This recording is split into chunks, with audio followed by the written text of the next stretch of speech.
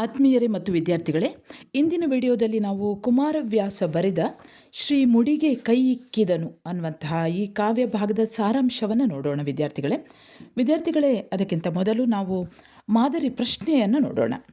ಮೊದಲ ಪ್ರಶ್ನೆ ನೋಡಿ, ಶ್ರೀ ಮುಡಿಗೆ ಕೈ ಇಕ್ಕಿದನು ಕಾವ್ಯ ಭಾಗದ ಆಶಯವನ್ನು ಬರೆಯಿರಿ.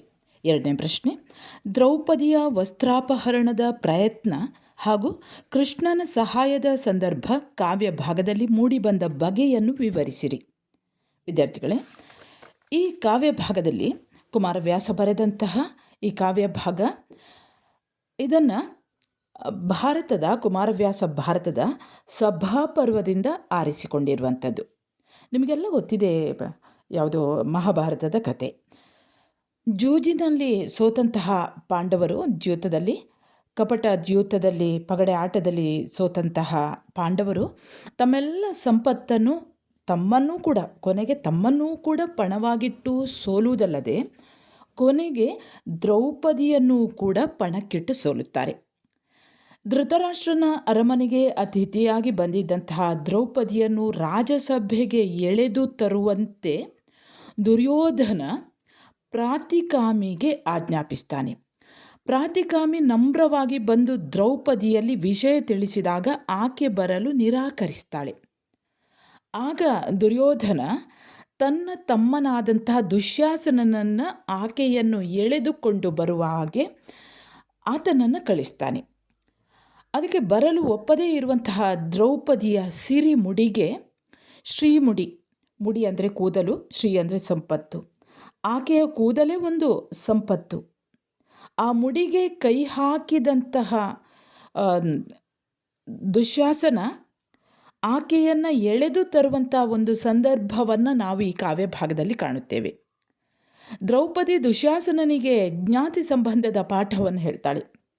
ಅಂದರೆ ಹೇಗೆ ನಾವು ಸಂಬಂಧಿಗಳಾಗಬೇಕು ಅನ್ನುವಂಥದ್ದು, ನಾನು ನಿನಗೆ ಅತ್ತಿಗೆಯಾಗಬೇಕು ಅನ್ನುವಂತಹ ಸಂಬಂಧಗಳ ಪಾಠವನ್ನು ಹೇಳ್ತಾಳೆ. ಆದರೆ ಅದು ದುಶ್ಯಾಸನನ ಮೇಲೆ ಯಾವುದೇ ಪರಿಣಾಮ ಬೀಳುವುದಿಲ್ಲ. ಅದು ಯಾವ ರೀತಿ ಅಂದರೆ ಬೋರ್ಗಲ್ಲ ಮೇಲೆ ಮಳೆ ಸುರಿದಂತೆ ಅನ್ನುವ ರೀತಿಯಲ್ಲಿ. ಅವನು ದುಶ್ಯಾಸನ ಎಲ್ಲ ಒಂದು ಎಲ್ಲೆಗಳನ್ನು ಮೀರಿ ನಡೆಯುತ್ತಾನೆ. ಈ ಸಂದರ್ಭದಲ್ಲಿ ಎಲ್ಲರೂ ಕೂಡ ವಿಧಿಯ ಬಗೆಗೆ ಮಾತನಾಡುತ್ತಾರೆ ಹೊರತಾಗಿ ಪ್ರಭುತ್ವಕ್ಕೆ ಎದುರಾಗಿ ನಿಲ್ಲದ ಅಸಹಾಯಕರಾಗಿದ್ದಾರೆ. ಅಂದರೆ ದ್ರೌಪದಿಯ ವಿಧಿಯಿಂದಾಗಿ, ಅದೇ ರೀತಿಯಲ್ಲಿ ದುಶ್ಯಾಸನನ ಒಂದು ಕೆಟ್ಟ ವಿಧಿಯಿಂದಾಗಿ ಆತನಿಂದ ಆ ಕರ್ಮ ಮಾಡಲ್ಪಡ್ತಾ ಉಂಟು. ದ್ರೌಪದಿಯ ವಿಧಿಯಿಂದಾಗಿ ಆಕೆಯ ಹಣೆಯಲ್ಲಿ ಇದೆಲ್ಲ ಬರ್ತಿದೆ ಅಂತ ಅವರೆಲ್ಲ ಮಾತನಾಡ್ತಾರೆ, ಬೇರೆ ಬೇರೆ ರೀತಿಯಲ್ಲಿ ಮಾತನಾಡ್ತಾರೆ ಹೊರತು ಯಾರೂ ಕೂಡ ಅಲ್ಲಿ ದುರ್ಯೋಧನ ಮತ್ತು ದುಶ್ಯಾಸನನಿಗೆ ಬುದ್ಧಿ ಹೇಳುವುದಿಲ್ಲ, ಯಾರೂ ಕೂಡ ಅದನ್ನು ಪ್ರತಿಭಟಿಸುವುದಿಲ್ಲ. ಹೀಗೆ ದೋಷರಹಿತ ಎಂಬ ಸಭೆ ದೋಷಪೂರಿತವಾಗಿದೆ ಅಂತ ಹೇಳ್ತಾರೆ. ಯಥಾರ್ಥ ಭಾಷಣ ಭೀತ ಚೇತನರು ಅಲ್ಲಿರುವುದು ವ್ಯಂಗ್ಯವಾಗಿದೆ. ಭೀಷ್ಮನ ಮಾತುಗಳು ಕೂಡ ಈ ಒಂದು ವ್ಯಂಗ್ಯದ ಭಾಗವಾಗಿಯೇ ಬಂದಿದೆ. ದ್ರೌಪದಿ ಪಾಂಡವರಿಗೆ ಹಾಗೂ ಕೌರವರಿಗೆ ಕೇಳುವಂತಹ ಪ್ರಶ್ನೆಗಳಲ್ಲಿ ಪ್ರಭುತ್ವದ ಎದುರು ಮುಖಾಮುಖಿಯಾಗದೇ ಇರುವಂತಹ ಒಂದು ಮಾನವೀಯತೆಯ ವಿಷಾದವಿದೆ. ಅಂದರೆ ಅಲ್ಲಿ ಅವಳು ಪ್ರಶ್ನೆಗಳನ್ನು ಕೇಳ್ತಾಳೆ, ಆದರೆ ಯಾರೂ ಕೂಡ ಉತ್ತರಿಸಲಿಕ್ಕೆ ಹೋಗೋದಿಲ್ಲ. ವಿಕರ್ಣ ಮಾನವೀಯತೆಯ ಒಂದು ಭಾಗವಾದರೂ ಅವನ ಮಾತು ಬೆಂಬಲವಿಲ್ಲದೆ ಬಿದ್ದು ಹೋಗುತ್ತದೆ. ಹೆಣ್ಣಿನ ಪರಿಸ್ಥಿತಿಯನ್ನು ಮತ್ತೊಂದು ಹೆಣ್ಣು ಅರ್ಥ ಮಾಡಿಕೊಳ್ಳಬಹುದೆಂಬುದು ಗಾಂಧಾರಿ ಮತ್ತು ಭಾನುಮತಿ ಇವರಿಬ್ಬರ ಮೌನದಲ್ಲಿ ಕಾಣ್ತದೆ. ಅಂದರೆ ಅವರು ಕೂಡ ಪ್ರತಿಭಟಿಸಲಿಕ್ಕೆ ಹೋಗುವುದಿಲ್ಲ. ಇತರರಿಗೆ ಅಂದರೆ ಗಾಂಧಾರಿ ತನ್ನ ಮಗನಾದಂತಹ ದುರ್ಯೋಧನ ದುಶ್ಯಾಸನರಿಗೆ ಮತ್ತು ಇತರರಿಗೆ, ಇಲ್ಲಿ ಭಾನುಮತಿ ತನ್ನ ಗಂಡನಿಗಾದರೂ ಕೂಡ ದುರ್ಯೋಧನಿಗೆ ಬುದ್ಧಿವಾದವನ್ನು ಹೇಳಬಹುದಿತ್ತು, ಪ್ರತಿಭಟಿಸಬಹುದಿತ್ತು, ಆದರೆ ಅವರು ಕೂಡ ಮೌನವಾಗಿರ್ತಾರೆ. ದುಶ್ಯಾಸನನು ದ್ರೌಪದಿಯ ಮಾನ ತೆಗೆಯುವಂತಹ ಪರಮ ಕ್ರೂರ ಕೃತ್ಯಕ್ಕೆ ಕೈ ಹಾಕಿದಾಗ ದ್ರೌಪದಿಯು ಶ್ರೀಕೃಷ್ಣನನ್ನು ನೆನೆದು ಕರುಣಾಸಿಂಧು ನೀ ನನಗಲ್ಲದೆ ಆರಿಗೆ ತಂದೆ ಕಾಯೇ ಕೃಷ್ಣ ಎಂದು ಮೊರೆಯಿಟ್ಟಾಗ ದುಶ್ಯಾಸನನು ಅವಳುಟ್ಟ ಸೀರೆಯನ್ನು ಸೆಳೆಯತೊಡಗುತ್ತಾನೆ. ಆಗ ಅದು ಅಕ್ಷಯವಾಗಲಿ ಎಂದು ಗದುಗಿನ ವೀರನಾರಾಯಣ ನುಡಿದನು. ಅಂದರೆ ಕೃಷ್ಣ ಈ ರೀತಿಯಲ್ಲಿ, ಅಂದರೆ ಆಕೆ ಉಟ್ಟಂತಹ ಆ ಸೀರೆ ಅಕ್ಷಯವಾಗಲಿ, ಕ್ಷಯವಾಗದೇ ಇರಲಿ, ಕ್ಷಯ ಅಂದರೆ ನಾಶವಾಗದೇ ಇರಲಿ ಎಂದು ಅವನ ಅಭಯವನ್ನು ಕೊಡ್ತಾನೆ. ಅಂದರೆ ತನ್ನ ತಂಗಿಯಾದಂತಹ ದ್ರೌಪದಿಯನ್ನು ಆತ ಈ ರೀತಿ ಕಾಪಾಡ್ತಾನೆ. ಇದನ್ನು ಈಗ ಕಾವ್ಯ ಭಾಗವನ್ನು ಗಮನಿಸ್ತಾ ಹೋಗೋಣ. ಕರ್ಣನ ಸೇವಕನಾದಂತಹ ಪ್ರಾತಿಕಾಮಿ ಆತ ದ್ರೌಪದಿಯನ್ನು ಕರೆದುಕೊಂಡು ಬರಲು ವಿಫಲನಾದಾಗ ದುರ್ಯೋಧನ ತನ್ನ ತಮ್ಮನಾದಂತಹ ದುಶ್ಯಾಸನನಿಗೆ ಆಕೆಯನ್ನು ಎಳೆದುಕೊಂಡು ಬರಲಿಕ್ಕೆ ಆತ ಆಜ್ಞಾಪಿಸ್ತಾನೆ. ಈಗ ಈ ಪದ್ಯ ಭಾಗವನ್ನು ನೋಡೋಣ. ತಮ್ಮ ಬಾರೈ ನೀ ಹೋಗು ನಮ್ಮುವರೇ ದಿಟ ಹಿಡಿದು ಎಳೆದು ತಾ ನೃಪರ್ ಎಮ್ಮ ಕಿಂಕರರು ಇವರ್ ಇದ್ದು ಏನ ಮಾಡುವರು ತಮ್ಮ ಕರ್ಮ ವಿಪಾಕಗತಿ ತಮ್ಮನೇ ನೆರೆ ಕಾಡುವುದು ಧರ್ಮವು ಎಮ್ಮ ಕಾರಣವಲ್ಲ ನೀ ಹೋಗು ಎಂದು ನೇಮಿಸಿದ. ಅವನು ಹೇಳ್ತಾನೆ, ದುರ್ಯೋಧನ ಹೇಳ್ತಾನೆ, ತಮ್ಮನಾದಂತಹ ದುಶ್ಯಾಸನನೇ, ನೀನೀಗ ಹೋಗಿ ದ್ರೌಪದಿಯನ್ನು ಹಿಡಿದುಕೊಂಡು ಎಳೆದು ತರಬೇಕು. ಹಿಂದೆ ರಾಜರಾಗಿದ್ದಂತಹ ಈ ಪಾಂಡವರು ಇಂದು ನಮ್ಮ ಸೇವಕರಾಗಿದ್ದಾರೆ. ಮಾತ್ರವಲ್ಲ, ಅವರು ಈ 5 ಮಂದಿ ಇದ್ದವರೂ ಕೂಡ ಈಗ ಎಲ್ಲರೂ ಕೂಡ ಸೋತು ಹೊರಗಿದ್ದಾರೆ. ಹಾಗಾಗಿ ಇದು ಸತ್ಯ, ಇದು ದಿಟ ಅಂದರೆ ಸತ್ಯ. ಇವರು 5 ಮಂದಿ ಇದ್ದರೂ ಕೂಡ ನಮ್ಮನ್ನು ಏನು ಮಾಡಲು ಸಾಧ್ಯ, ಇವರಿಂದ ಏನು ಮಾಡಲು ಸಾಧ್ಯವಿಲ್ಲ. ಅವರವರ ಕರ್ಮ ಫಲದಿಂದ ಉಂಟಾದ ಕೇಡು ಅವರವರನ್ನು ಕಾಡುತ್ತದೆ. ಅಂತಹ ಕರ್ಮದಿಂದ ಉಂಟಾದ ಕೇಡು ಇಂದು ಈ ಪಾಂಡವರನ್ನು ಕಾಡ್ತಾ ಇದೆ. ಅದಕ್ಕೆ ನಾವು ಕಾರಣರಲ್ಲ, ನೀನು ಹೆದರುವಂತಹ ಅಗತ್ಯವೇ ಇಲ್ಲ, ನೀನು ಹೋಗು ಎಂದು ದುರ್ಯೋಧನನು ದುಶ್ಯಾಸನನಿಗೆ ಅವನ ಆಜ್ಞೆಯನ್ನು ಕೊಡ್ತಾನೆ. ಅಂದರೆ ಇಲ್ಲಿ ಕರ್ಮಫಲ ಅನ್ನೋದನ್ನು ಹೇಳ್ತಾನೆ. ಕರ್ಮಫಲ ಅಂದರೆ ಪಾಂಡವರನ್ನು ಅದು ಈಗ ಕಾಡ್ತಾ ಇದೆ ಅಂತ ಒಂದು ದುರ್ಯೋಧನ ಹೇಳ್ತಾನೆ. ಅಂದರೆ ಅವರು ದ್ಯೂತದಲ್ಲಿ ಎಲ್ಲವನ್ನು ಕೂಡ ಕಳೆದುಕೊಂಡು ನಿರ್ಗತಿಕರಾಗಿದ್ದಾರೆ. ಹಿಂದೆ ರಾಜರಾಗಿರಬಹುದು, ಆದರೆ ಇಂದವರು ನಮ್ಮ ಸೇವಕರಾಗಿದ್ದಾರೆ. ಹಿಂದೆ ಅವರು ಬಲಶಾಲಿಗಳು ಹೌದು, ಆದರೆ ಈಗ ಏನು ಎಲ್ಲ ಬಲವನ್ನು ಕಳೆದುಕೊಂಡು ಕುಳಿತಿದ್ದಾರೆ, ಬಲಹೀನರಾಗಿ ಮುದುಡಿ ಕುಳಿತಿದ್ದಾರೆ. ಅವರು ನಮ್ಮನ್ನು ಯಾವುದೇ ರೀತಿಯಿಂದ ಎದುರಿಸಲು ಸಾಧ್ಯವಿಲ್ಲ, ನಮ್ಮನ್ನು ಭಂಗಿಸಲು ಕೂಡ ಸಾಧ್ಯವಿಲ್ಲ, ಅವಮಾನ ಮಾಡಲು ಕೂಡ ಸಾಧ್ಯವಿಲ್ಲ. ಅವರಿಂದು ಹೇಡಿಗಳಾಗಿದ್ದಾರೆ. ನೃಪರು ಎಮ್ಮ ಕಿಂಕರರು, ಈಗ ಅವರು ನಮ್ಮ ಸೇವಕರಾಗಿದ್ದಾರೆ. ಹಾಗಾಗಿ ನಾವು ಅವರಿಗೆ ಹೆದರುವಂತಹ ಅವಶ್ಯಕತೆ ಇಲ್ಲ, ನೀನು ಕೂಡ ಹೆದರುವಂಥ ಅವಶ್ಯಕತೆ ಇಲ್ಲ. ರಾಜಮಂದಿರದಲ್ಲಿರುವಂತಹ ದ್ರೌಪದಿಯನ್ನು ನೀನು ಹಿಡಿದುಕೊಂಡು ಹೇಳ್ಕೊಂಡು ಬಾ, ಯಾವ ಭಯವೂ ನಿನಗೆ ಬೇಡ ಅಂತ ಅವನು ದುರ್ಯೋಧನ ತನ್ನ ತಮ್ಮನಿಗೆ ಹೇಳ್ತಾನೆ. ಅವರವರ ಕರ್ಮ ಫಲ ಅವರವರನ್ನು ಕಾಡ್ತದೆ ಎನ್ನುವಂಥ ದುರ್ಯೋಧನ ಬಹುಶಃ ತಾನು ಮಾಡಿದಂತಹ ಈ ಕರ್ಮವೇ ತನ್ನನ್ನು ಕೂಡ ಕಾಡಬಹುದು ಅನ್ನುವಂಥದ್ದು ಅವನಿಗೆ ಅದರ ಅರಿವಿಲ್ಲ. ಅಂದರೆ ಈ ಮಾತನ್ನು ನೋಡುವಾಗ ಅವನು, ನಾನು ಪಾಂಡವರನ್ನು ಗೆದ್ದಿದ್ದೇನೆ, ಅದು ಅವರವರ ಕರ್ಮ ಫಲವನ್ನು ಅವರೀಗ ತಿಂತಾ ಇದ್ದಾರೆ ಅನ್ನುವಂತಹ ಮಾತನ್ನು ಕೇಳಿದಾಗ, ಅಂದರೆ ಅವರ ಸಮ್ಮುಖದಲ್ಲಿಯೇ ಈ ದ್ರೌಪದಿಯನ್ನು ಅವಳಿಗೆ ಅಹಂಕಾರ ಇದೆ. ಅಂದರೆ ಅಲ್ಲಿ ಒಂದು ಕಥೆ ಬರ್ತದೆ. ಆ ಕಥೆ ಈಗ ಮುಂದಕ್ಕೆ ಎಲ್ಲಿಯಾದರೂ ಸಂದರ್ಭ ಸಿಕ್ಕಾಗ ನೋಡೋಣ, ಯಾಕಂದರೆ ನಿಮಗೂ ಗೊತ್ತಿರ್ಬೋದು. ಅವಳು ಆ ನಕ್ಕಂತಹ ಆ ಒಂದು ನಗೆಯೇ ಅವನನ್ನು ಕಾಡಿಸ್ತದೆ ಕೊನೆಯವರೆಗೂ. ಏನಾದರೂ ಮಾಡಿ ಆಕೆಯ ಅಹಂಕಾರವನ್ನು ಇಳಿಸಬೇಕು ಅನ್ನುವಂಥದ್ದು. ಅಂದರೆ ಅಹಂಕಾರ ಅನ್ನೋದಕ್ಕಿಂತಲೂ ಅವಳು ಅಹಂಕಾರವನ್ನು ಇವನು ತಿಳಿದುಕೊಂಡ, ಅದು ಇವನಿಗೂ ಒಂದು ರೀತಿಯಲ್ಲಿ ಅಹಂಕಾರವೇ ಇದೆ. ಆದರೆ ಅವಳು ನಕ್ಕದ್ದನ್ನು ನಾನು ಏನಾದರೂ ಮಾಡಿ ಅವಳಿಗೆ ಅವಮಾನ ಮಾಡಬೇಕು ಅನ್ನುವಂಥದ್ದನ್ನು ಅವನು ಕಾಯ್ತಾ ಇದ್ದ. ಅಂದರೆ ಅವರ ಸಮ್ಮುಖದಲ್ಲಿ, ಪಾಂಡವರ ಆಕೆಯ ಗಂಡಂದಿರ ಸಮ್ಮುಖದಲ್ಲಿಯೇ ಅವರ ರಾಣಿಯಾದಂತಹ ದ್ರೌಪದಿಯನ್ನು ಅವಮಾನಿಸಿ ನಾನು ಸೇಡು ತೀರಿಸಿಕೊಳ್ತೇನೆ, ಇದೇ ಸರಿಯಾದ ಸಂದರ್ಭ ಅಂತ ಅವನು ಕಾಯ್ತಾ ಇದ್ದ. ಮುಂದಿನ ಭಾಗ ನೋಡಿ, 2ನೇ ಭಾಗ.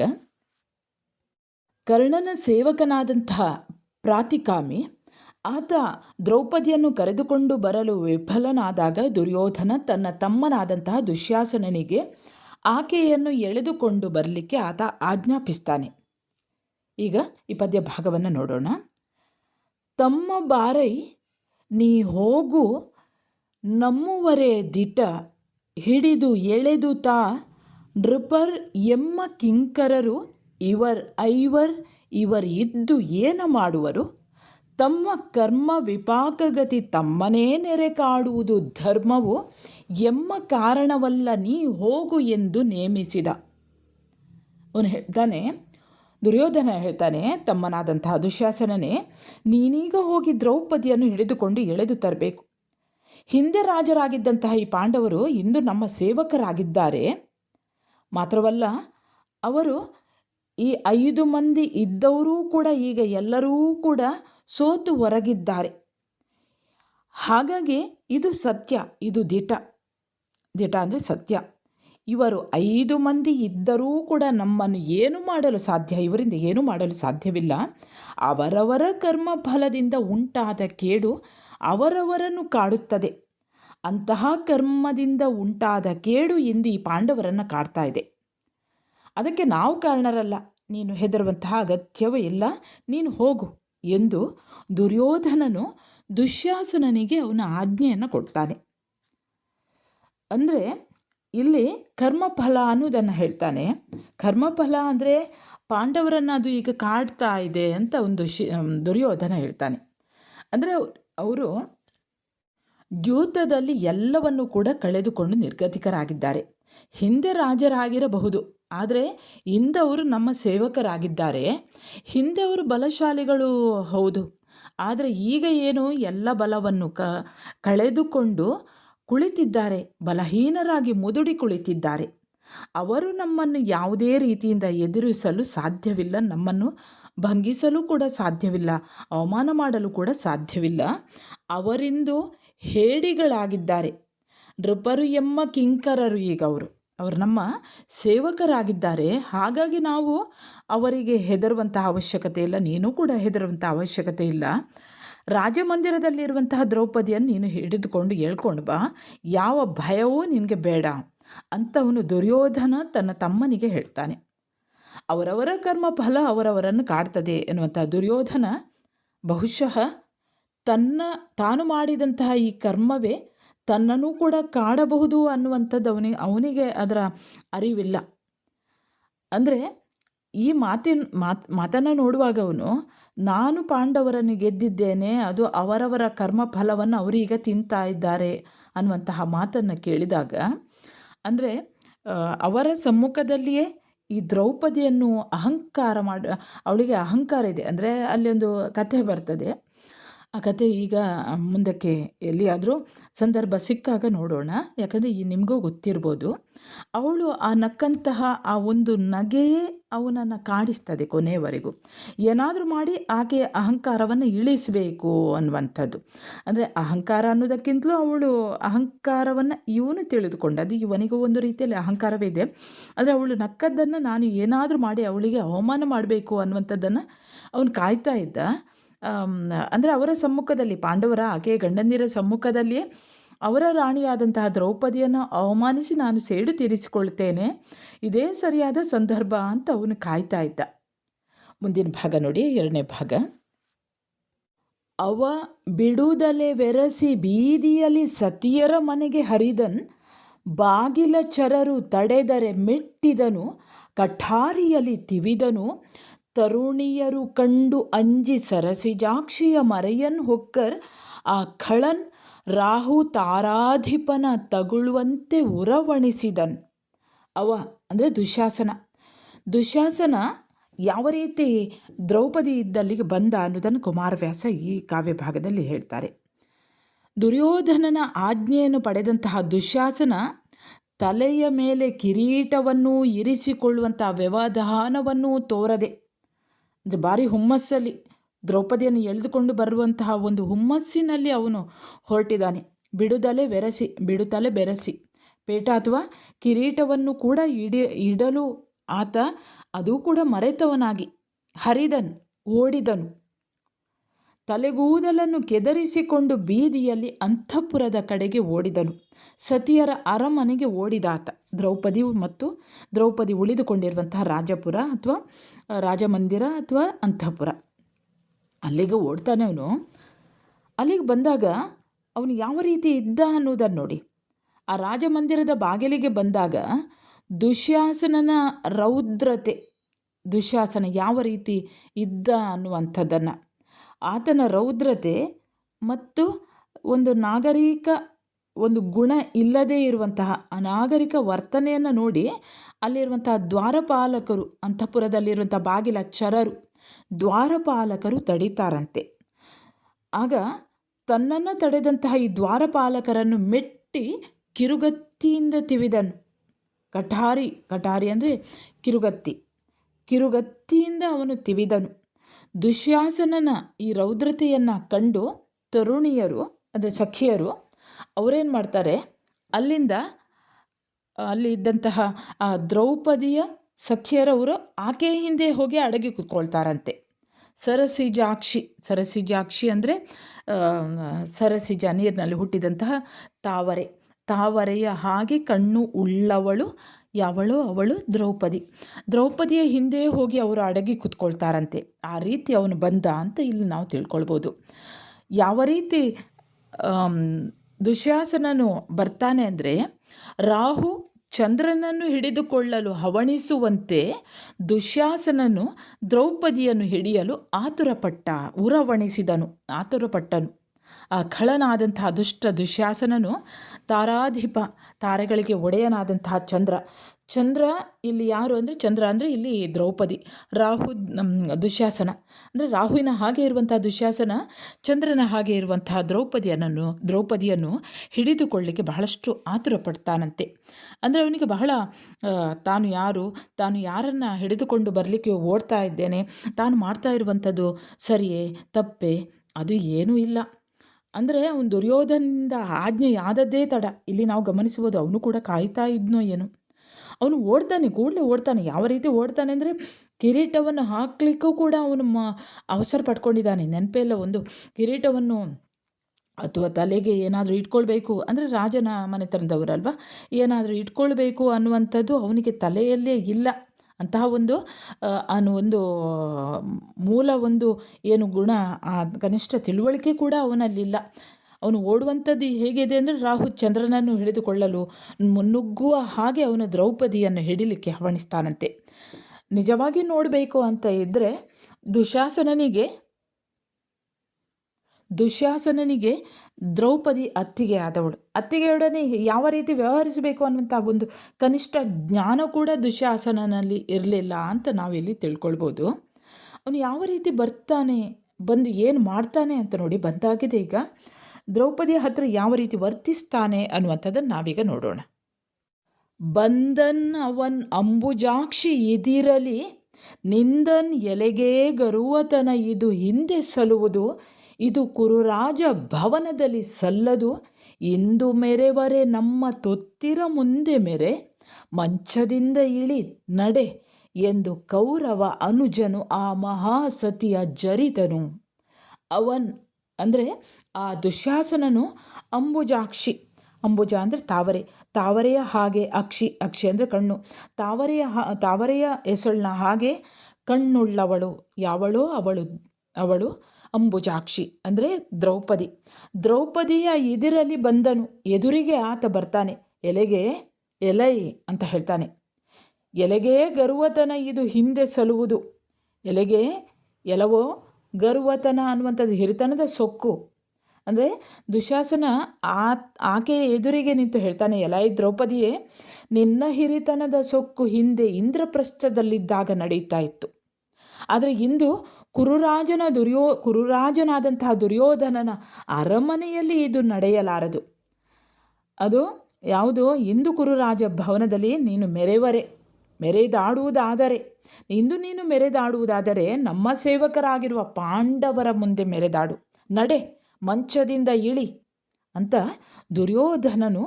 ದುರ್ಯೋಧನನ ತಮ್ಮನಾದಂತಹ ದುಶ್ಯಾಸನನು ಆ ದ್ರೌಪದಿಯನ್ನು ನಿಂದಿಸ್ತಾನಂತೆ. ಅಂದರೆ ಈಗ ದುಶ್ಯಾಸನ ದೃಷ್ಟಿಯಲ್ಲಿ, ಅಂದರೆ ದುಶ್ಯಾಸನ ನೋಡುವುದಾದರೆ ಅಲ್ಲಿ ಅವಳ ಹತ್ತಿರ ಹೋಗಿ ಹೇಳ್ತಾನೆ, ನೀನೀಗ ರಾಣಿ ಅಲ್ಲ, ನೀನು ಪಾಂಡವರ ಹೆಂಡತಿ ಆಗಿದ್ರೂ ಕೂಡ ನಿನಗೆ ನಾನು ಮರ್ಯಾದೆಯನ್ನು ಕೊಡಬೇಕಾಗಿಲ್ಲ, ನೀನು ಈಗ ನಮ್ಮ ದಾಸಿಯಾಗಿದ್ದೀಯ ಅಂತ ಅವಳೊಟ್ಟಿಗೆ ಹೇಳ್ತಾನೆ. ಇಂದ್ರಪ್ರಸ್ಥದಲ್ಲಿ ರಾಣಿಯಾಗಿದ್ದಾಗ ಹೊಂದಿದಂತಹ ಅಧಿಕಾರ, ಹಿರಿತನ ಯಾವುದೆಲ್ಲ ಇತ್ತೋ ಅದೆಲ್ಲವನ್ನು ಒಮ್ಮೆಗೆ ಏಕಾಏಕಿ ಬರ್ತಾನೆ. ಅಲ್ಲಿಗೆ ಬಂದವನೇ ಇದನ್ನೆಲ್ಲ ಹೇಳಿ ಅವಳನ್ನು ನಿಂದಿಸ್ತಾನೆ. ನೀನು ರಾಣಿಯಾಗಿ ಮೆರೆಯಲು ಯೋಗ್ಯಳಾದವಳಲ್ಲ, ಪಾಂಡವರು ದ್ಯೂತದಲ್ಲಿ ಎಲ್ಲವನ್ನೂ ಕಳೆದುಕೊಂಡಿದ್ದಾರೆ, ನಿನ್ನನ್ನೂ ಕೂಡ ಸೋಲಿಸಿದ್ದಾರೆ. ಹಾಗಾಗಿ ನೀನು ನಮ್ಮ ದಾಸಿಯಾಗಿದ್ದಿ. ನಿನಗೆ ದರ್ಪ ತೋರಿಸುವುದು ಅಂತ ಏನಾದರೂ ಇದ್ದರೆ, ಸೊಕ್ಕುತನ ತೋರಿಸಬೇಕು ಅಂತ ಇದ್ದರೆ ನಮ್ಮ ಆಳುಗಳಾಗಿರುವ ಪಾಂಡವರ ಮುಂದೆ ತೋರಿಸು. ನಡೆ ಮಂಚದಿಂದ ಇಳಿ ಅಂತ ಅವನು ಹೇಳ್ತಾನೆ, ಅವಮಾನ ಮಾಡ್ತಾನೆ ಅವಳನ್ನು. ಪಾಂಡವರ ಅರಸುತನವನ್ನು ಕಳೆದುಕೊಂಡರೂ ಕೂಡ ಸಂಬಂಧವನ್ನು ಕಳೆದುಕೊಳ್ಳಲು ಸಾಧ್ಯ ಇಲ್ಲ ಅನ್ನುವಂಥದ್ದನ್ನು ಇವನಿಗೆ ಗೊತ್ತಿಲ್ಲ. ಅಂದರೆ ಯಾವುದೇ ಅಧಿಕಾರ ಹೋಗಿರ್ಬೋದು, ಸಂಬಂಧವೇ. ಪಾಂಡವರು ತಮ್ಮಂದಿರೇ ಅಣ್ಣಂದಿರೇ ಬೀಳ್ತಾರೆ. ಯಾರಿಗೆ? ಈ ಕೌರವರಿಗೆ. ದುಶ್ಯಾಸನನಿಗೂ ಕೂಡ ಅಣ್ಣಂದಿರ ಹೆಂಡತಿ ಆದವಳು ದ್ರೌಪದಿ ಈತನಿಗೆ ಅತ್ತಿಗೆ ಆಗಬೇಕು. ಆ ಕನಿಷ್ಠ ತಿಳುವಳಿಕೆಯನ್ನು ಕೂಡ ಅವನು ಮರೆತು ಬಿಟ್ಟಿದ್ದಾನೆ. ಅಂದರೆ ಆ ರೀತಿಯ ಸೊಕ್ಕು ದುಶ್ಯಾಸನನಲ್ಲಿ ಬಂದು ಬಿಟ್ಟಿದೆ. ಮುಂದೇನಾಗ್ತದೆ ಅನ್ನುವಂಥದ್ದನ್ನು ಮುಂದಿನ ಪದ್ಯಭಾಗದಲ್ಲಿ ಗಮನಿಸೋಣ.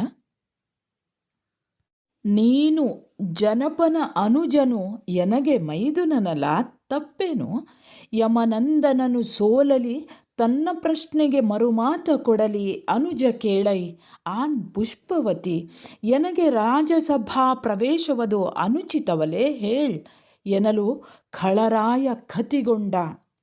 ನೀನು ಜನಪನ ಅನುಜನು ದುಶಾಸನ, ನೀನು ರಾಜನಾದಂತಹ ದುರ್ಯೋಧನನ ಸಹೋದರ. ದುರ್ಯೋಧನ ನನಗೆ ಮೈದುನನಾಗಿದ್ದಾನೆ, ಆತನ ತಮ್ಮನಾದಂತಹ ದುಶ್ಯಾಸನನೇ ನೀನೂ ಕೂಡ ನನಗೆ ಮೈದುನನಾಗಿದ್ದೀಯೆ, ಇದರಲ್ಲಿ ತಪ್ಪೇನಿದೆ? ಯಮನಂದನನು ಸೋಲಲಿ, ಧರ್ಮರಾಯನು ದ್ಯೂತದಲ್ಲಿ ಸೋಲಲಿ, ಮೊದಲು ನನ್ನ ಪ್ರಶ್ನೆಗೆ ಸಮರ್ಪಕವಾದಂತಹ ಉತ್ತರವನ್ನು ಕೊಡಲಿ. ತಮ್ಮ ದುಶ್ಯಾಸನನೇ ಕೇಳು, ನಾನು ಪುಷ್ಪವತಿಯಾಗಿದ್ದೇನೆ. ಪುಷ್ಪವತಿ ಆಗುವುದಂದರೆ ಋತುಮತಿಯಾಗುವಂಥದ್ದು. ನಾನು ಋತುಮತಿಯಾಗಿದ್ದೇನೆ. ಸಂಪ್ರದಾಯದ ಪ್ರಕಾರ ನನಗೆ ರಾಜಸಭೆಯ ಪ್ರವೇಶವು ಅನುಚಿತವಲ್ಲವೇ? ಸಭ್ಯವಲ್ಲ. ನಾನು ಋತುಮತಿಯಾದಂತಹ ಕಾರಣದಿಂದಾಗಿ ನಾನು ರಾಜಸಭೆಗೆ ಬರುವುದು ಸರಿಯಲ್ಲ. ಅದು ಅನುಚಿತವೇ ಹೇಳು, ಅನುಚಿತವಲ್ಲವೇ ನೀನೇ ಹೇಳು. ಅದು ಸಂಪ್ರದಾಯದ ಪ್ರಕಾರ ನನಗೆ ರಾಜಸಭೆಯ ಪ್ರವೇಶ ಅನುಚಿತ, ಅದು ಉಚಿತವಲ್ಲ ಎಂದು ದ್ರೌಪದಿ ಹೇಳಿದೊಡನೆಯೇ ಆ ಖಳರಾಯ ಕತಿಗೊಂಡ. ಖಳರಾಯ ದುಷ್ಟ, ಖಳ ಅಂದರೆ ದುಷ್ಟ. ಆ ದುಷ್ಟನಾದಂತಹ ದುಶ್ಯಾಸನನು ದ್ರೌಪದಿಯ ಮೇಲೆ ಸಿಟ್ಟುಗೊಳ್ತಾನಂತೆ. ಅಂದರೆ ಇಷ್ಟೆಲ್ಲ ಹೇಳುವಾಗ ಆತನಿಗೆ ಹೌದು ಅನ್ನಿಸಬೇಕಿತ್ತು, ಆದರೆ ಅವನಿಗೆ ಹಾಗನ್ನಿಸ್ತಾ ಇಲ್ಲ. ಅವಳು ಅಲ್ಲಿಯೂ ಹೇಳ್ತಾಳೆ, ಅವಳು ನನಗೆ ನೀತಿಬದ್ಧವಾದಂಥ ಉತ್ತರವನ್ನು ಧರ್ಮರಾಯ ಕೊಡ್ತಾನೆ, ಆತನಿಂದ ನನಗೆ ಉತ್ತರ ಸಿಗದೇ ಇದ್ದರೆ, ಅಂದರೆ ಪ್ರಾತಿಕಾಮಿಗೂ ಅವಳು ಪ್ರಶ್ನೆಯನ್ನು ಕೇಳಿರ್ತಾಳೆ, ಅಲ್ಲಿ ಸರಿಯಾದಂಥ ಉತ್ತರ ನನಗೆ ದೊರಕಿದ ನಂತರ ನಾನು ಬರ್ತೇನೆ. ಅದು ಕೂಡ ನಾನು ಬರುವಂತಿಲ್ಲ, ಸರಿಯಾದ ಉತ್ತರ ಸಿಗದೆ ನಾನು ಅರಮನೆಗೆ ಬರುವಂತಿಲ್ಲ. ಎರಡನೇದಾಗಿ ನಾನು ಋತುಮತಿಯಾಗಿರುವುದರಿಂದ ರಾಜಸಭೆಯ ಪ್ರವೇಶ ಸರಿಯೋ ಅಲ್ಲ ನನಗೆ.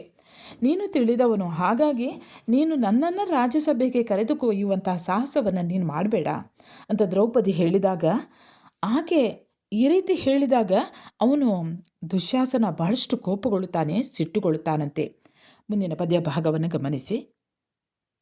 ದುಷ್ಪ್ರಶ್ನೆ ಎಲ್ಲಿಯದು ಮರುಮಾತು, ನೀ ಪುಷ್ಪವತಿಯಾಗು ನಡೆ ಅಲ್ಲಿ ಕುರುರಾಜ ಭವನದಲ್ಲಿ ಫಲವತಿಯಾಗು.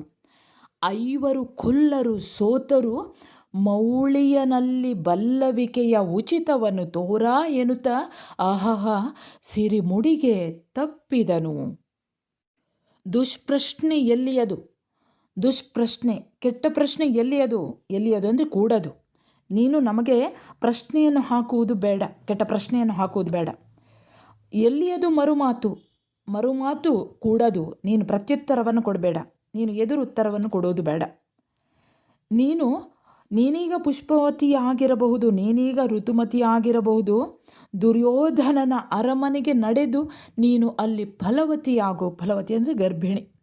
ಅಲ್ಪರಾದ 5 ಮಂದಿ ಪಾಂಡವರು ದ್ಯೂತವನ್ನು ಆಡಿ ಸೋತಿದ್ದಾರೆ. ಅದರ ಬಗ್ಗೆ ತಿಳಿಯಬೇಕಾದುದನ್ನು ಮತ್ತು ಉಚಿತವೋ ಅನುಚಿತವೋ ಅನ್ನುವುದನ್ನು ರಾಜನಾದಂಥ ದುರ್ಯೋಧನನಲ್ಲಿ ಕೇಳಿ ತಿಳಿದುಕೋ ಎನ್ನುತ್ತಾ ದ್ರೌಪದಿಯ ಆ ಸಂಪದ್ಭರಿತವಾದಂತಹ ಅಪವಿತ್ರವಾದಂತಹ ಸಿರಿಮುಡಿಗೆ ಕೈ ಇಕ್ಕಲು ಮುಂದಾಗಿ ಶಿಷ್ಟಾಚಾರವನ್ನು ಅಹಾ ಅಂತ ಅಲ್ಲಿ ಹೇಳ್ತಾರೆ ನೋಡಿ. ಅಹಹ ಅಂದರೆ ಅಯ್ಯಯ್ಯೋ. ಅವನು ಶಿಷ್ಟಾಚಾರವನ್ನು ಮೀರ್ತಾನೆ. ಅವನು ಹೇಳುವಂಥದ್ದಿದೆ, ನೀನು ನಾನಿಲ್ಲಿ ಯುವರಾಜ, ರಾಜನಾದವನು ದುರ್ಯೋಧನ. ನೀನೀಗ ದಾಸಿಯಾಗಿದ್ದೀಯೇ. ನೀನು ನನ್ನಲ್ಲಿ ಉಚಿತವಲ್ಲದ ಕೆಟ್ಟ ಪ್ರಶ್ನೆಗಳನ್ನು ಕೇಳಬೇಡ. ನನ್ನ ಆಜ್ಞೆಯನ್ನು ಮೀರಿ ಪಾಲಿಸುವುದಷ್ಟೇ ನಿನ್ನ ಕೆಲಸ. ನಿನ್ನ ಅಧಿಕಾರಗಳು ಹಿಂದೆ ನಡೆದಿರಬಹುದು, ಆದರೆ ಈಗ ನೀನು ರಾಣಿಯಲ್ಲ. ದಾಸಿಯಾದವಳು ತನ್ನ ಸ್ಥಾನಮಾನಗಳು ಹೇಗೆ ಉಂಟೋ ಅದೇ ರೀತಿಯಲ್ಲಿ ಇರಬೇಕು, ಅದರ ವಿರುದ್ಧ ವರ್ತಿಸಬಾರ್ದು. ನೀನೀಗ ಪುಷ್ಪವತಿಯಾಗಿದ್ದಿ ಅಂತ ಹೇಳ್ತೀಯಲ್ಲ, ಹೋಗು ಕುರುರಾಜನ ಆಸ್ಥಾನಕ್ಕೆ ಬಂದು ಅಲ್ಲಿ ಫಲವತಿಯಾಗು, ಅಲ್ಲಿ ಗರ್ಭಿಣಿಯಾಗು. ನಿನ್ನ 5 ಮಂದಿ ಅಂದರೆ ಉಚಿತವಲ್ಲದನ್ನು ಇಲ್ಲಿ ಅವನು ಹೇಳುವಂಥದ್ದು ಅಹಂಕಾರವನ್ನು ಮೀರಿದಂತಹ ಮಾತುಗಳು. ಅಂದರೆ ಇಲ್ಲಿ ದುಶ್ಯಾಸನನ ಬಾಯಿಯ ಮೂಲಕ ಅನಾಗರಿಕವಾದಂತಹ ಮಾತುಗಳು ಹಾಗೂ ಆತನ ಅಸಭ್ಯ ವರ್ತನೆ. ಅಂದರೆ ನಿಜವಾಗಿಯೂ ಆ ರೀತಿ ಅವನು ಅಣ್ಣನ ಹೆಂಡತಿ ಅನ್ನುವಂಥದ್ದು ಸಂಬಂಧದಲ್ಲಿ ಅತ್ತಿಗೆ ಆದವಳು, ಅಣ್ಣನ ಹೆಂಡತಿ ತಾಯಿಗೆ ಸಮಾನ ಅನ್ನುವಂಥ ಒಂದು ಕನಿಷ್ಠ ಪ್ರಜ್ಞೆಯನ್ನು ಇರದೇ ಅವನು ಮಾತನಾಡಿಸ್ತಾ ಇದ್ದಾನೆ. ಯಾವ ರೀತಿ ಆಕೆಯೊಂದಿಗೆ ವರ್ತಿಸಬೇಕು, ಹೇಗೆ ಮಾತನಾಡಬೇಕು, ತಾನು ಮಾತನಾಡ್ತಾ ಇರುವಂಥದ್ದು ಮಾತುಗಳು ತಪ್ಪೇ ಸರಿಯೇ ಅನ್ನುವಂತಹ ಒಂದು ಯಾವುದೇ ತಿಳುವಳಿಕೆ ಆತನಲ್ಲಿ ಇರದೇ ಇರುವುದನ್ನು ನಾವು ಈ ಪದ್ಯ ಭಾಗದಲ್ಲಿ ಗಮನಿಸ್ಬೋದು. ಅಂದರೆ ಅಲ್ಲಿ ಸಂಪದ್ಭರಿತವಾದಂತಹ ಸಿರಿಮುಡಿ, ಅಂದರೆ ಆ ಸಿರಿಮುಡಿಗೆ ಅವನು ಕೈ ಹಾಕಿದ್ರಿಂದಲೇ ಅವರ ನಾಶ ಆಗ್ತದೆ ಅನ್ನುವಂಥದ್ದು ನಿಮಗೆಲ್ಲ ಗೊತ್ತಿದೆ. ಮುಂದಿನ ಭಾಗದಲ್ಲಿ ಏನಾಗ್ತದೆ ಅನ್ನುವಂಥದ್ದನ್ನು ಗಮನಿಸೋಣ ವಿದ್ಯಾರ್ಥಿಗಳೇ. ಆ ಮಹೀಶ ಕ್ರತುವರದೊಳ್ ಉದ್ಧಾಮ ಮುನಿಜನ ರಚಿತ ಮಂತ್ರಸ್ತೋಮ ಪುಷ್ಕರ ಪೂತ ಪುಣ್ಯ ಜಲ ಅಭಿಷೇಚನದ ಶ್ರೀಮುಡಿಗೆ ಕೈಯಿಕ್ಕಿದನು. ವರ ಕಾಮಿನಿ ನಿಕುರುಂಬವು ಅಲ್ಲಲ್ಲಿ ಅಕಟಕಟ ಮಹಾಸತಿ ಶಿವ ಶಿವ ಎಂದು ಒದರಿತು. ಮಹೀಶ ಆ ರಾಜ ಮಹಾರಾಜರೆಲ್ಲರನ್ನ ಕೂಡಿಕೊಂಡು ಪಾಂಡವರು ಕೈಗೊಂಡಂತಹ ಆ ಒಂದು ರಾಜಸೂಯ ಯಾಗದಲ್ಲಿ, ಆ ಕ್ರತುವರದೊಳ್ ಆ ರಾಜಸೂಯ ಯಾಗದಲ್ಲಿ, ಯಜ್ಞದಲ್ಲಿ ಉದ್ದಾಮ ಮುನಿಜನ ಅಂದರೆ ಉದ್ದಾಮರೇ ಮೊದಲಾದಂತಹ, ಉದ್ದಾಮ ಅಂದರೆ ಶ್ರೇಷ್ಠರಾದಂತಹ ಮುನಿಗಳು, ಸಾಧಕರು, ಇವರೆಲ್ಲರೂ ಕೂಡ ಸೇರಿಕೊಂಡು ಮಂತ್ರಘೋಷದ ಮೂಲಕ, ಮಂತ್ರಘೋಷವನ್ನು ಹೇಳುವುದರ ಮುಖಾಂತರ ಇಡೀ ಭರತಖಂಡದಲ್ಲಿ ಎಲ್ಲೆಲ್ಲಿ ಪುಣ್ಯ ನದಿಗಳು ಇದ್ದಾವೋ ಆ ಎಲ್ಲ ಪುಣ್ಯ ನದಿಗಳಿಂದ ತರಿಸಿಕೊಂಡಂತಹ ತೀರ್ಥ ಜಲವನ್ನು ಪುಷ್ಕರ ಪೂತ ಅಂದರೆ ಶುದ್ಧವಾದಂತಹ ತಾವರೆಯಿಂದ ಕೂಡಿದ, ಅಂದರೆ ಧರ್ಮರಾಯನು ಆ ಎಲ್ಲ ಪುಣ್ಯ ನದಿಗಳಿಂದ ತರಿಸಿಕೊಂಡಂತಹ ತೀರ್ಥ ಜಲವನ್ನು ತಾವರೆ ಹೂವುಗಳ ಮೂಲಕ ದ್ರೌಪದಿಯರಿಗೆ ಅಭಿಷೇಕ ಮಾಡಿದ್ದರಿಂದ, ಅಂದರೆ ಆ ಎಲ್ಲ ಮುನಿಗಳು, ಶ್ರೇಷ್ಠರಾದಂತಹ ದೊಡ್ಡ ದೊಡ್ಡ ಮುನಿಗಳು ಮತ್ತು ಎಲ್ಲರೂ ಕೂಡ, ಅಂದರೆ ಸಾಧನೆಯನ್ನು ಮಾಡಿರುವಂತಹ ಗುರುಗಳಿರ್ಬೋದು, ಬೇರೆ ಬೇರೆ ಸಾಧು ಸನ್ಯಾಸಿಗಳೆಲ್ಲರೂ ಸೇರಿ ಈ ಧರ್ಮರಾಯ ಮತ್ತು ದ್ರೌಪದಿಗೆ ಅವರಿಬ್ಬರಿಗೂ ಕೂಡ ಈ ತೀರ್ಥ ಜಲವನ್ನು ಅಭಿಷೇಕ ಮಾಡಿರ್ತಾರಂತೆ. ಹಾಗಾಗಿ ಶ್ರೀಮುಡಿ ಅನ್ನುವಂತಹ ಈ ದ್ರೌಪದಿಯ ಮುಡಿ, ಆ ಹೆಸರು ಉಳ್ಳಂತಹ ಸಂಪದ್ಭರಿತವಾದಂತಹ ಪವಿತ್ರವಾದಂತಹ ತಲೆ ಕೂದಲಿಗೆ ದುಶ್ಯಾಸನನು ಕೈ ಹಾಕಿದನು. ಅದನ್ನು ನೋಡಿದ ತಕ್ಷಣ ವರಕಾಮಿನಿ ನಿಕುರುಂಬ ಅಂದರೆ ಅಲ್ಲಿ ಸೇರಿರುವಂತಹ ಚೆಲುವೆಯರ ಸಮೂಹ, ದ್ರೌಪದಿಯ ಸಖಿಯರ ಸಮೂಹ, ಅವ್ರು ಹೇಳ್ತಾರಂತೆ ಭಯಭೀತರಾಗಿ, ಅಕಟಕಟ ಅಯ್ಯಯ್ಯೋ ಮಹಾಸತಿಯಾದಂತಹ ಪಾರ್ವತಿಯ ಹಾಗೆ ಇರುವಂತಹ ಈ ದ್ರೌಪದಿಯ ತಲೆ ಕೂದಲಿಗೆ ಕೈಯನ್ನು ಹಾಕಿದನಲ್ಲ, ಅಯ್ಯಯ್ಯೋ ಅಕಟಕಟ ಮಹಾಸತಿ ಪಾರ್ವತಿ ಶಿವ ಶಿವ. ಪಾರ್ವತಿಯ ಹಾಗೆ ಇರುವಂತಹ ದ್ರೌಪದಿಯ ತಲೆ ಕೂದಲಿಗೆ ಕೈ ಹಾಕಿದ್ರಿಂದ ಅವರೆಲ್ಲರೂ ಕೂಡ ಸೇರಿದ್ದಂತಹ ಸಖಿಯರೆಲ್ಲರೂ ಕೂಡ ಗಟ್ಟಿಯಾಗಿ ಒದರ್ತಾರಂತೆ. ಅಯ್ಯಯ್ಯೋ ಪಾರ್ವತಿಯ ಶ್ರೀಮುಡಿಗೆ ಕೈ ಹಾಕಿದರು ಶಿವ ಶಿವ ಅಂತ ಅವರೆಲ್ಲರೂ ಕೂಡ ಬೊಬ್ಬೆ ಹೊಡಿತಾರಂತೆ.